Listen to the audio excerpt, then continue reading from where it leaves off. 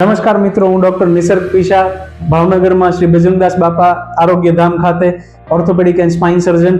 અત્યારે કોમન જે વૃદ્ધોમાં અને બહુ કોમન પ્રોબ્લેમ છે ગોઠણનો કે થાપાનો ઘસારો, થાપાનો ગોળો સુકાઈ જાય એ બાબતે આપણે અગાઉ એક વિડીયોમાં વાત કરી ચૂક્યા. બીજો, એથી વધારે ઇન્ડિયન પોપ્યુલેશનમાં ભારતમાં જે કોમન પ્રોબ્લેમ છે એ ગોઠણનો ઘસારો.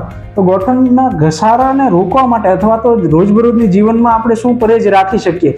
તો મિત્રો, પલોઠી વાળીને બેસવું, ઉભડે પગે બેસવું, દાદરા વધારે ચડ ઉતર કરવા, કેલ્શિયમની ને વિટામિન ડી ની એવી ઉણપ હોવી અને વજન વધારે હોવું, અતિશય મોટાપણું હોવું, ઓબેસિટી, આ કોમન કોઝિસ છે જે આપણે પ્રિવેન્ટ કરી શકીએ, એટલે કે આપણે એવોઇડ કરી શકીએ. પલોઠી ન બેસીએ, ઉભડક ના બેસીએ, દાદરા ચડ ઉતર કરવા બને ત્યાં સુધી આપણે ના એ પ્રવૃત્તિ કરીએ અને વજન નિયંત્રિત રાખવાનો, મોડરેટ વજન રાખવાનો પ્રયત્ન કરીએ. આ બધા કારણોસર ગોઠણનો ઘસારો વધારે થતો હોય છે અને આ અવોઇડેબલ કોઝિસ છે અને એ અવોઇડ કરીએ તો આપણા નેચરલ ભગવાને દીધેલા ગોઠણ લાંબો સમય સુધી આપણને સાથ સહકાર આપી શકે.